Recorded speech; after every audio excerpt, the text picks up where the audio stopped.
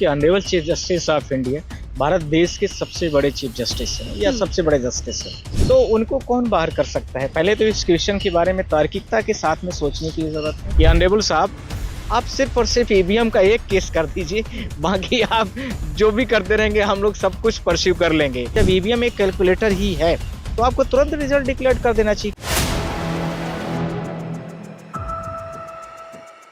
नमस्कार, मैं शाहीन खान और आप देख रहे हैं 4 PM। इस समय ईवीएम का मामला एक बार फिर से गर्मा गया है, क्योंकि ये खबर बाहर आ रही है कि ईवीएम के खिलाफ जो पूरी पैनल थी उसमें से CGI चंद्रचूड़ को बाहर कर दिया गया है। आखिर इस बात में कितनी सच्चाई है, यही जानने के लिए मैं सुप्रीम कोर्ट ऑफ इंडिया पहुंची हूं और मेरे साथ है सुप्रीम कोर्ट के सीनियर एडवोकेट नरेंद्र मिश्रा जी। इनसे पूरी बात की जानकारी लेंगे और ईवीएम पर आखिरकार चल क्या रहा है, क्या जनता को ईवीएम को लेकर कोई बड़ी खबर मिलने वाली है, तमाम बातों पर चर्चा करूंगी। सर, एक बहुत बड़ी खबर लोगों तक पहुंचाई जा रही है कि CGI चंद्रचूड़ जी को जो ईवीएम की पूरी पैनल थी उससे बाहर कर दिया गया। आखिर इस बात में कितनी सच्चाई है, हमारे लोगों को बताइए। मैं आपके माध्यम से बोलना चाहता हूं कि honourable chief justice of India Bharat देश के सबसे बड़े चीफ जस्टिस हैं या सबसे बड़े जस्टिस हैं, तो उनको कौन बाहर कर सकता है। पहले तो इस क्वेश्चन के बारे में तार्किकता के साथ में सोचने की जरूरत है। वो खुद पैनल डिसाइड करते हैं कि यह मैटर किसके पास जाएगा। इस समय पर क्रिमिनल मैटर किसके पास जाएंगे, सिविल मैटर किसके पास जाएंगे, सारे स्टेट डिवाइड करते हैं किस स्टेट में इस स्टेट की ये सुनवाई जस्टिस करेंगे, और ये स्पेसिफिक मैटर को लेकर के ऐसा तो उनको निकालने वाला भारत देश में इम्पीचमेंट हो पार्लियामेंट में तो ही हो सकता है। तो ये सारी चीज़ें मुझे नहीं लगती है और इसमें क्या यथार्थता है। पर वास्तविकता जो मैं आपको बता रहा हूँ यही है कि उनको कोई नहीं निकाल सकता और न ही वो इन सारी चीज़ों से वो बाहर हैं। वो किसी भी मैटर की लिस्टिंग अपने पास करा सकते हैं, किसी मैटर को खुद सोच सकते हैं। पर अभी honourable chief justice of Khanna जो हैं सेकंड नंबर कोर्ट, जो next chief justice of India बनने वाले हैं, अभी उन्हीं के पास ये सारे ईवीएम से रिलेटेड, इलेक्शन से रिलेटेड मैटर उन्हीं के पास जा रहे हैं। हमारे भी 2-2, 3-3 मैटर लिस्टेड हुए हैं। हमने ही रिक्वेस्ट किया, हमने मेंशन किया है और उसके बाद वो मैटर रिफर होकर के ऑनरेबल जस्टिस खन्ना की ही बेंच में गए हैं। अभी जो लिस्ट मार्च में आ रही है उसमें हमारा और एक ADR का भी केस है और भी बहुत सारे हो सकते हैं। तो वो सारे केसेस ऑनरेबल जस्टिस खन्ना की ही बेंच में अभी गए हैं। पर हम लोग जैसे ही थोड़ा बहुत कुछ इधर उधर समझ में आता है तो 5 लार्जर बेंचेस के लिए हम रिक्वेस्ट करेंगे कि लार्जर बेंचेस में उसको कन्वर्ट कर दिया जाए, सुनवाई के लिए रख लिया जाए यदि कुछ ऐसी बातें आती हैं। पर ऑनरेबल जस्टिस अभी उस केस से बाहर नहीं है। कौन कौन पैनल में है इसके बारे में तो जानकारी मैं नहीं कह सकता, पर यह है कि वो उसको सुन सकते हैं, अपने पास मैटर को ले सकते हैं और टेक ओवर करके उन सारी चीज़ों की सुनवाई। जैसी जानकारी आपने दी कि ये जो मामला है अभी फिलहाल जस्टिस खन्ना के पास पहुंच गया और बताया जाता है कि वो करीबी हैं जो सरकार के इस तरीके के आरोप लगाए जाते हैं, तो लोगों के मन में कहीं ना कहीं यही डर है कि जिस तरीके से CGI चंद्रचूड़ ने लगातार सरकार के खिलाफ जो है काफी कदम उठाए, कई मुद्दों को जो है सरकार के खिलाफ जाकर के उन पे फैसला दिया है, शायद यही वजह है कि अब जस्टिस खन्ना के सामने उस जो ईवीएम का मामला है वो रख दिया गया है। देखिए, ये तो आप अपने तरीके से सोचती हैं और जनता भी सोचती है अपने तरीके से। मैं आपके माध्यम से यह बोलना चाहता हूँ कि भारत देश के चीफ जस्टिस ऑफ इंडिया हैं और सेकंड जस्टिस जो भारत देश के संजीव खन्ना साहब हैं, तो वो भारत देश के प्रत्येक लोगों के करीबी हैं और प्रत्येक पॉलिटिकल पार्टीज के करीबी हैं। जस्टिस किसी के नहीं सिर्फ और सिर्फ संविधान के रक्षक होते हैं। पर यदि ऐसा आपको नहीं लगता है कि संविधान की रक्षा प्रॉपर तरीके से ऑनरेबल जस्टिस कर पा रहे हैं तो फिर वो अपने आप में प्रश्न है, बड़ा प्रश्न है। पर कोई भी जस्टिस हो वो सिर्फ और सिर्फ नियम और कानून के दायरे में रह करके ही काम कर सकता है और करता भी है।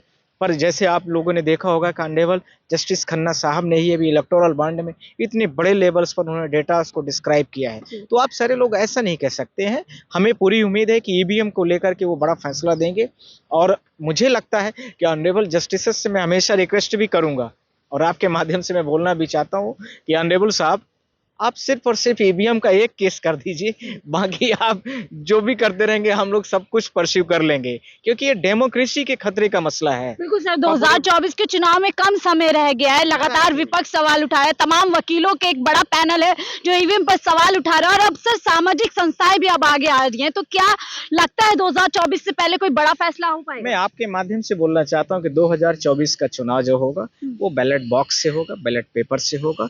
ईवीएम मशीन से जो वीवीपैट से पर्ची दिखती है वर्चुअली आपको, वो दिखेगी नहीं, वो आपके हाथ में आएगी, प्रत्येक वोटरों के हाथ में आएगी, और वही बाजू में बैलेट बॉक्स रहेगा। उस बैलेट बॉक्स में हम ले जा करके अपनी पर्ची को डालेंगे और उसी को काउंटिंग करा करके ही रिजल्ट डिक्लेयर करने के लिए हम सारे लोग रिक्वेस्ट करेंगे ऑनरेबल से।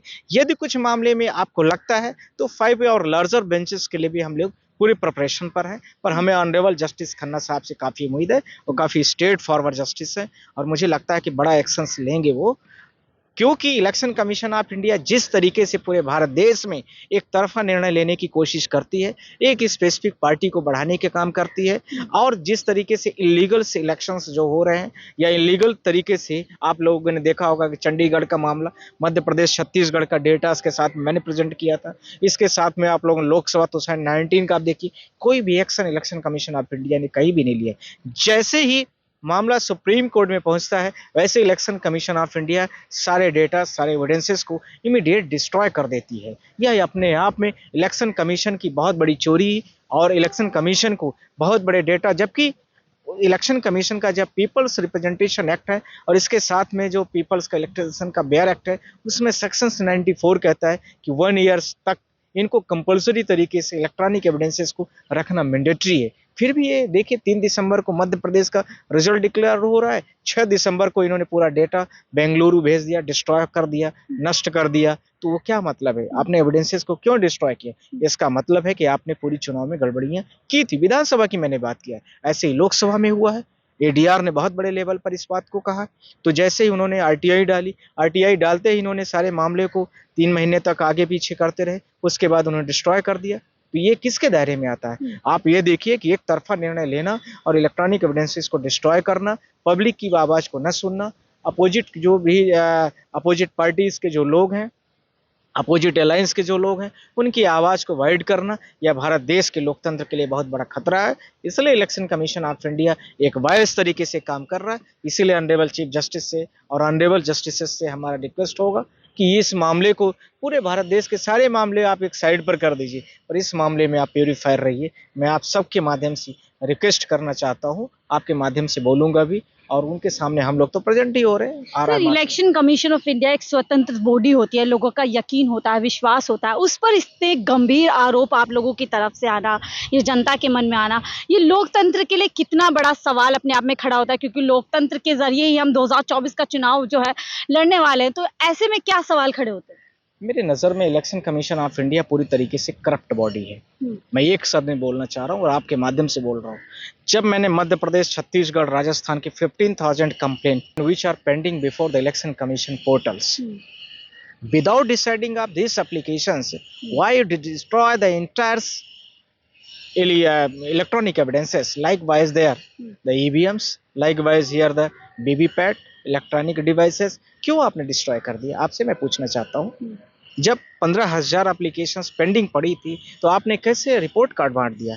जब मैंने ऑर्डर फॉर रिकॉल के लिए honourable chief justice of India के घर पहुंचा 3 दिसंबर को ही, ड्यूरिंग चुनाव के इलेक्शंस के समय पर, काउंटिंग के समय पर, तो फिर आपने उस मामले को 3 दिसंबर को मैं पहुंचता हूं, जैसे ही तेजी से मीडिया ने इस मामले को हाईलाइट किया, वैसे ही आप पहुंच के सारे मैटर को, सारे एविडेंसेस को आपने डिस्ट्रॉय कर दिया। ये आपको किसने पावर दिया है? इसके आधार पर मैं ये दूसरा भी आपके साथ में एक बहुत बड़े भारत देश का 2019 का इलेक्शन आप देख लीजिए, उस पर भी इन्होंने यही किया है। सर, ऐसे जनता के पास क्या विकल्प बढ़ जाता है? जनता बड़े विश्वास के साथ जो है पूरे चुनावी प्रक्रिया में जो है भाग लेती है और यकीन से जाती है कि ये मेरा कैंडिडेट है और मैं उसको चुनाव में जिताने जा रहा हूँ, लेकिन जब रिजल्ट आता है वो उसके विपरीत आता है। नहीं, वही मैं आपके साथ में कहना चाहता हूं कि जैसे ही बैलेट बॉक्स से जब हो जाएगा, बैलेट पेपर से हो जाएगा, तो जिसको हमने वोट दिया उस व्यक्ति की, जैसे मान लीजिए आपने किसी पार्टी को दिया, हमने किसी पार्टी को दिया, उस पर्ची में एक व्यक्ति की पार्टी का नाम और सिंबल उसमें लगा रहे, आप उसको ले जाके बैलेट बॉक्स में डालिए। एक पोलिंग में लगभग मुझे लगता है कि 600-700 से ज़्यादा वोट नहीं पड़ते हैं, क्योंकि ईवीएम की कैपेसिटी 1000 से ज़्यादा की नहीं होती है। अब 1000 वोट को काउंट करने में आपको कितना टाइम लगेगा? मुश्किल से 2 घंटा, 3 घंटा, इससे ज़्यादा। 1000 की गड्डी नोट की निकाल लीजिए आप 1000 से, तो उसको काउंट करने में कितना टाइम लगेगा? तुरंत ही आप इमीडिएट कर दीजिए। फिर आपको लिंगर ऑन करके 15 दिन, 20 दिन क्या ज़रूरत है? जब ईवीएम एक कैलकुलेटर ही है तो आपको तुरंत रिजल्ट डिक्लेयर कर देना चाहिए। क्या जरूरत है आप 15 दिन, 1 महीने तक टाइम लेते हैं? ऐसी क्या आवश्यकता पड़ती है?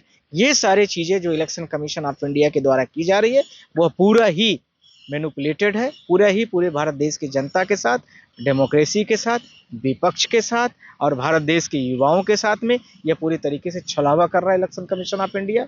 किसी व्यक्ति और अपने निजी स्वार्थ के लिए ये लिया गया पूरे भारत देश की जनता के साथ में छलावा किया गया एक बहुत बड़ा निर्णय है। आखिरी सवाल लूंगी सर, देखिए ईवीएम की समस्या एक तरफ है, लेकिन एक समस्या आती है कि मैं चुनती हूँ नरेंद्र मिश्रा जी को वोट दे करके कि आप मेरा जो है रिप्रेजेंटेटिव होंगे, मेरे जो है मुझे रिप्रेजेंट करेंगे, लेकिन आगे चलकर हम देख रहे हैं कि दल बदलू की जो एक राजनीति हो रही है कि कोई भी किसी भी पार्टी को छोड़कर जो है किसी में ऐसे में जो जनता का विश्वास है वो कहीं ना कहीं छल किया जा रहा है उसके साथ। मैं मध्य प्रदेश में 2021 में हुआ था जब कमलनाथ की सरकार गई थी, कांग्रेस गवर्नमेंट की, तब दल बदल कानून को लेकर के हमने यहाँ पर पिटीशन फाइल किया था। दल बदल कानून के आधार पर मैं आपके माध्यम से बोलना चाहता हूँ कि पहले ये कॉमन बात होती थी, आज यह पूरे भारत देश के लिए सार्वजनिक बात हो गई है। कोई भी व्यक्ति 2-3 नाम के आधार पर 2-3 एलिगेशंस लगाता है कि यह रूलिंग पार्टी से मेरे विचार नहीं मिल रहे हैं।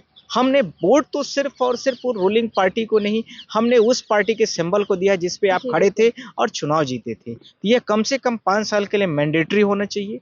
5 साल तक आप उस पार्टी में रह करके काम करेंगे या 5 साल तक उस जनता जिसने आपको चुनाव में वोट दिया है, क्योंकि यदि आपको इतना ही बड़ा तजुर्बा है तो आप अपने इंडिपेंडेंट तरीके से लड़ लेते चुनाव, पार्टी के सिंबल से लड़ते। तो देश की जनता के साथ, देश की पार्टी के जो जितने भी पार्टीज हैं, उन पार्टीज का जो अपना मेमोरेंडम होता है, जो पार्टी के साथ में उनके अपनी चुनावी वादे होते हैं, घोषणा पत्र होते हैं, उनके आधार पर हम चुनाव में वोट करते हैं। पर इस तरह से जो आज जनता ने किसी भी व्यक्ति को चुन के भेजा, विधानसभा हो या लोकसभा हो या राज्यसभा हो, और उसके बाद वो क्रॉस वोटिंग करता है, वो पूरे भारत देश की डेमोक्रेसी को आयाराम गयाराम जो 1960 में सबसे ज़्यादा चल रहा था, उसका प्रचलन पूरे भारत देश में प्रचलित कर दिया है। इसको लेकर के हमने कई बार मीडिया से अभी बोला है, 2-3 दिन के अंदर में हम कुछ पिटीशंस ला रहे हैं कि इसमें बाउंडेशन होना चाहिए और जिससे जनता का जो बेसिक स्ट्रक्चर है वो बना रहे।